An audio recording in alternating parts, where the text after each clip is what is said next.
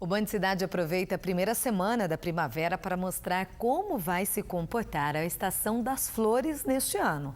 Fomos então até o Centro de Previsão de Tempo e Estudos Climáticos do Instituto Nacional de Pesquisas Climáticas em Cachoeira Paulista para entender por que os próximos 3 meses devem ter temperaturas acima da média aqui na região e com grande incidência de raios. Confira na nossa entrevista de sábado. Boa noite para você de casa que acompanha o Band Cidade. Olha, quem conversa com a gente sobre essa nova estação é a climatologista aqui do CPTEC-INPE em Cachoeira Paulista, Renata Tedeschi. Renata, obrigado por ter aceito o convite aqui do Band Cidade. Seja bem-vinda. Boa noite, Otávio. Boa noite ao pessoal de casa. Muito obrigada pelo convite. O que vem levando as estações do ano que antes tinham características bem definidas e agora vem perdendo um pouco da identidade, como a gente vem observando e sentindo, né? O inverno continua sendo frio, como sempre foi, e aqui na região seco, e o verão é quente e úmido. A gente tem na região bem definidas as estações secas, que iriam de abril até outubro de um ano, e a estação chuvosa de outubro a abril do ano seguinte. Isso continua ocorrendo, mas devido às mudanças climáticas a gente tem um aumento da temperatura e com isso a gente consegue perceber que o inverno muitas vezes é mais quente do que a gente lembra e o verão mais quente do que a gente lembra também. O que a gente pode esperar para a primavera deste ano que começou na quinta-feira? A primavera, de uma maneira geral, ela é caracterizada pela volta da chuva, ou seja, em outubro a gente normalmente tem o início da estação chuvosa. Ela pode adiantar um pouco, atrasar um pouco, mas normalmente é meados de outubro a gente tem essa volta das chuvas na nossa região, principalmente na forma de pancadas de chuva no final da tarde, devido ao aquecimento e à umidade que vai ocorrer nessa época do ano.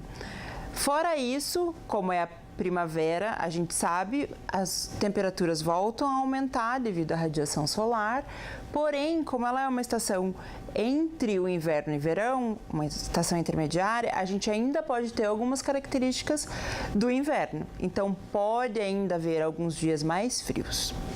Isso é uma média histórica que a gente está falando, então o que a gente espera para a primavera. Agora, se a gente for falar de previsão para a próxima estação, a gente tem que cuidar porque previsão de chuva para a região é muito difícil. A gente não consegue dizer para a população se vai chover mais ou menos, porque essa nossa região é uma região de difícil previsão.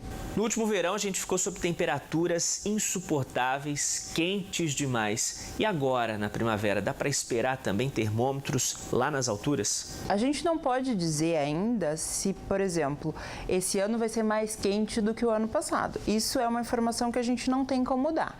A gente consegue sim dar que ele vai ser mais quente do que a média histórica.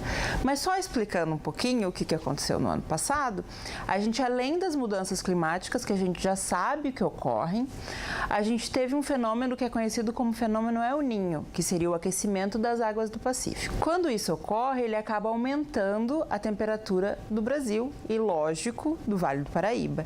Esse ano a gente não tem nenhum evento que esteja muito forte caracterizado, então não tem como a gente dizer se vai ser mais quente ou mais frio do que o ano passado.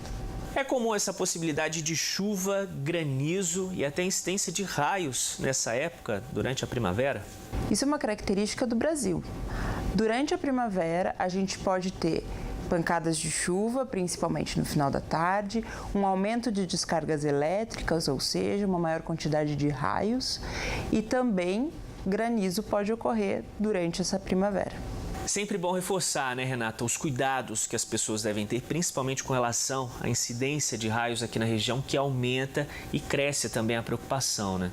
Se estiver numa área aberta, procurar uma região que tenha uma proteção e não nadar num dia que tenha, né, não entrar no mar num dia que tenha a probabilidade de ocorrência de raios. Então, esses cuidados básicos a população deve ter. Renata, e uma previsão mais certeira para os próximos meses sai então na próxima semana? Em agosto foi feito para setembro, outubro e novembro e é a previsão que está hoje no site do CPTEC. E a partir de segunda-feira a gente teria a previsão atualizada para outubro, novembro e dezembro. Renato, obrigado pela sua participação aqui no Band Cidade. Para o pessoal de casa, né, ficou a dica de já ir preparando o ventilador e também o ar-condicionado, itens que serão bastante usados nessa primavera, né? Isso mesmo, vai fazer calor essa primavera e eu agradeço vocês pela oportunidade. Obrigado, Renata. A gente volta com você aí no estúdio. E por falar no clima, né? O sábado foi cinzento na região, com céu bastante encoberto. O tempo vai continuar também nublado no domingo, que terá aquela cara de preguiça que muita gente gosta. Há possibilidade de chuva amanhã em algumas regiões. Veja aí na previsão.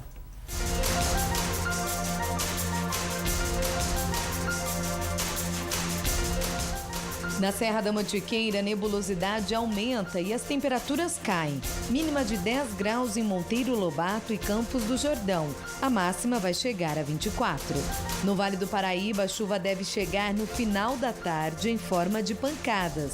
Paraibuna vai atingir 26 graus, Taubaté 28 e Lorena e São José do Barreiro vão marcar 31. O tempo fica fechado também no litoral norte neste domingo, com previsão de chuva. Os termômetros vão marcar mínima de 16 e máxima de 27 graus em São Sebastião e Ubatuba. A temperatura vai despencar amanhã em São José dos Campos. A mínima vai chegar a 14 e a máxima não ultrapassa os 20 graus. Nos dias seguintes, os termômetros voltam a subir.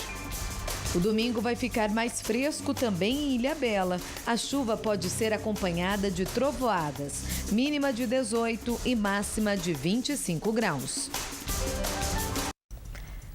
Criatividade e inovação. Estudantes do ensino médio de São José se reuniram hoje para uma competição que levou para o céu aviões fabricados em sala de aula.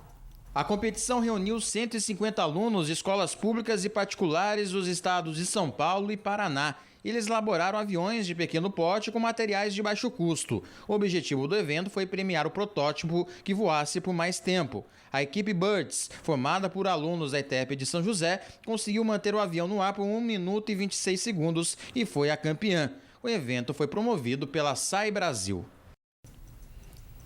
Depois do intervalo, hoje foi dia de muita atividade física e prevenção em São José. O Circuito Band de Saúde fez muita gente se mexer. E uma mãe dá à luz 4 bebês. A gravidez de maneira natural é rara e ocorre a cada 600 mil mulheres. A gente conta já já essa história. Hora certa, 7h09. Até já.